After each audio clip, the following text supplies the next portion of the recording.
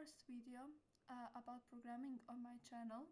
So in today's video I'm going to explain to you what programming is, and I'm going to make a little introduction to programming world.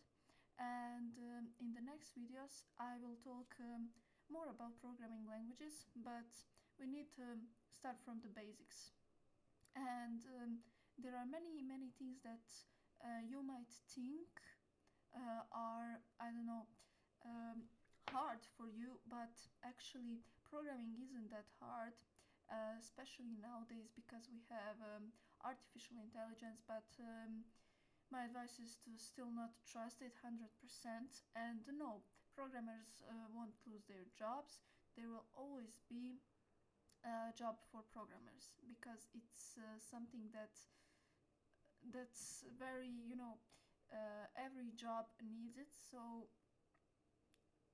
never give up actually.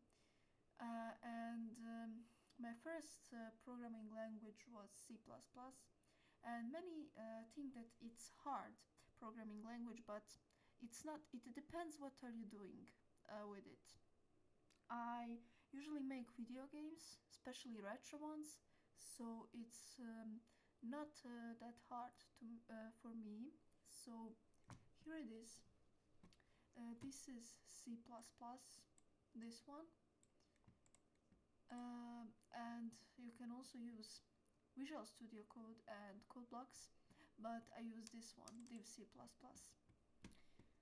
And you simply create something new. I need to change this on English so you can know what I'm talking about, because it's all right now it's in Croatian. So, and here you have the name. You will have the name of your program, and now it's called no name because I still didn't name it. It's something new. So when you name it, it will be on your files here. And I suggest you, because you're a beginner, okay, you can use Windows, but a great system for programming is Linux actually. It's definitely for programmers. So if you're going to be good in programming, if you will see that it's something for you, I suggest you to also try Linux. And if it won't fit you, just stay on Windows.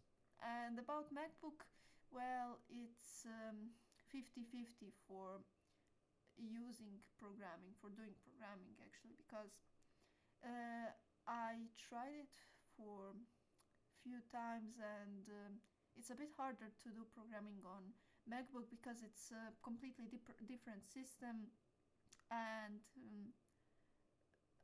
usually iOS developers use it, because it's completely different system.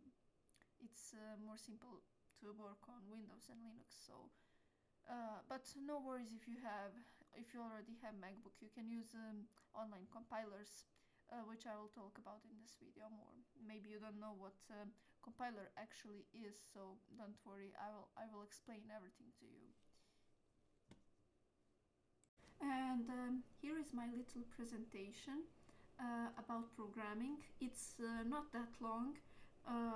Other presentations will be a bit longer, but I will talk about it and show you it more practically than on presentation. So, but I still need to explain something on presentations because it's easier, and it helps me to know about what I need to talk to you actually. So the next thing is programmers rules, and here are the 4 programmers rules that are for me very important, because I used these rules every time I do programming. And first is to have a plan, to know if you're new into something. I mean, you want to create something new that still does not exist, like a new video game that no one has seen before. You need to have a plan for that game. It doesn't need to be like a document or something.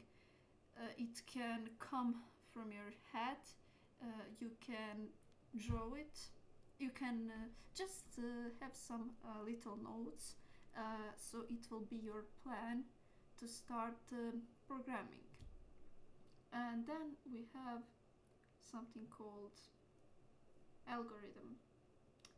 And what it actually is, I will show the picture of it too. There are so many examples of it online. You can find them in Google Pictures, is the way you can find a solution for a problem. So if you have a problem and you need to solve it, it's easier to make algorithm so it can solve your problems. But some algorithms can be very long, because if you need to make a big program, it won't be very useful. You need to make a little algorithm, because if you make a bigger algorithm, it will be too much for you. So, and then comes the final program, when you made a plan, when you made algorithm, where it's showing you the solution of the problem of making something. You start to do programming in the programming language you work in, and then you finish it, and you have final program that you're going to test and that you're going to publish. And for the final, you have documentation and what it actually means. When you install a program, something, I don't know, video game or something, and before you play it, it has some text, some rules of it that says read me or something like that. Well, that's the documentation. Every programmer needs to, when he or she makes program, and when it's public, every programmer needs to give documentation to the users so they know how to use it and what it's about. So in documentation it says everything, and documentation is very long process of making it. So, but it's actually favorite part to program, because it's rarely that users read it all. They just click accept, and that's it. They use the program. So it's something that programmers like the most, because it's final, something that's final, and something that's something that people won't comment a lot about, won't find anything about it. And about programming, I need to mention that it's not, because many, especially in my country, many think, because they don't know, they aren't into that world, they think that women can be programmers, and that if they become programmers, they won't be successful. That's definitely not true. That's something that you should not listen to if you're a woman, because the first programmer, and she's my idol, she was named Ada Lovelace, and she was the first ever programmer, and she was woman. So it all started from a woman actually. So it's not a job for only men. And then comes the important part, and it says you do not need to be a great mathematician. If you want to study on university, for example software engineering like I did, there will be a lot of math. But when you do the courses, if you do the courses, there won't be a lot of math, because you don't need it actually a lot. Only if you will make a mathematic program, you need it. But it's a rare situation, because they already exist. All of them already exist. So mathematics is there only for logic, so you can think a bit better and solve problem better. But no, if you're not a good mathematician, it's okay. You still can be a programmer because it's not related a lot to math. And if you need to make a program, I will show you some examples of how to make some programs. So we will start with mathematic programs, but it won't be very complicated because it's actually programming is on the level of 11-year-old kid, because you use simple math, plus, minus. You use that. You don't use anything more complicated actually. So do not worry. And it says, you do not need to know every library in programming language. Libraries are something that you use because it's easier to use it, and they didn't exist back in the 80s and 90s. So today it's easier to be programmer because these libraries exist, and they help you with making a program that you want to make actually. Because for example, animation program, gaming program, you use different libraries, and your programming language exactly knows what you want to make, so you use that library. So if you're making something with math, you use a library called CMath, and it knows exactly that you're making a program that's related to math. So that's library. And you won't use all comments, even because there are so many comments and no one knows all the comments. You can find a comment that you want to use. If you didn't use it before, you can find it on internet, and you don't need to know that comment, And artificial intelligence helps me with that. So that was it. That was some basics that I wanted to show you in this presentation. And now I'm going to show you, as I said, compiler, what that is, and I'm going to show you how algorithm looks like on the picture, because I didn't put it in this presentation because there are so many examples on the internet, so many pictures, and I want to show you that through that. And this is the program I use for making algorithms. So right now I will show you and explain to you. So this symbol represents the beginning of the algorithm. So you can write here a start or something, and then you have this one, and on this one you show what parts it has. For example, what's your problem? For example, I need to calculate something, and I have A and B, and then I write down here A and B, and this one shows the process of something. For example, here we wrote A and B, and here we write A plus B, and then we get the final result, and we mark it as this one, just like this one, and it's C. A plus B equals C, and we place it here, and then this is the sign of the end, and here you can write end. Try it on your own. So there are different signs, as I told, there are different signs of algorithms. This one represents the beginning and the ending of the algorithm. This one represents what do we have in algorithm. This one shows the process of something, and this one shows the final thing we got.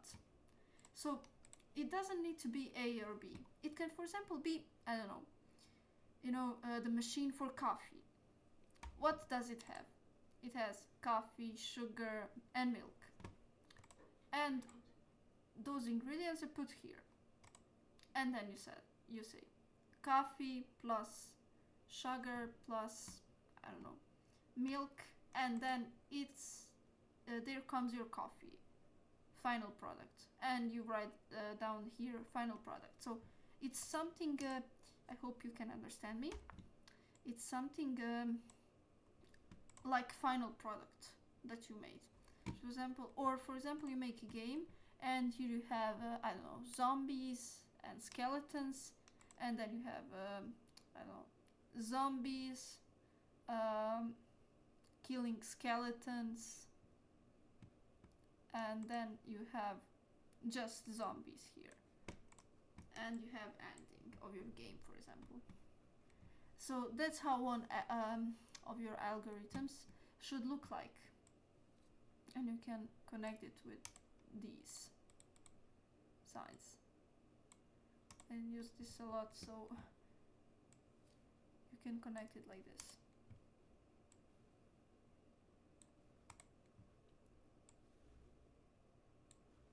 And then you have your algorithm. And you can also change the color of it if it's easier for you. You can edit it just like this.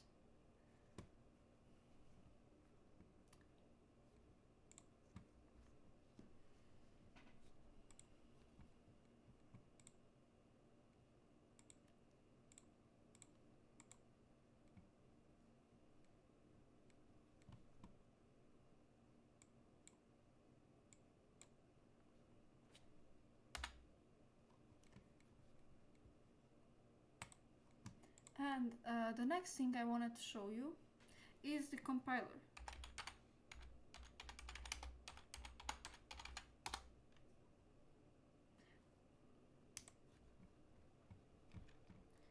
There are some compilers that won't actually work, but this one I use most and it works perfectly. And you have different programming languages. If you want Python programming language to use it, you can just click here. If you want to experiment with HTML, you click here, and you have online HTML compiler here. So you have different compilers that help you to create your program. I suggest you to use them if you're making something smaller and if you're a beginner. You can use them for that, but if you want to make something more complicated, then just use the programming language you installed, like this one, like C++, you know. This is my program. This is one simple program that converts the temperature from Celsius to Fahrenheit. So this is how one simple program looks like. And that was it for this video. As I said, in the next video I'm going to explain more about every programming language I use, and then there will be more tutorials for C++, then C, then C#, and then we will start with something more complicated. So I hope you liked the video. It's my first time to talk about this, so I was a bit nervous at the beginning because I never did this before. So sorry if you sometimes heard me bad, or I don't know, because English is my second language. So, but in the next videos I promise I will be better. So I hope you liked it. So see you soon.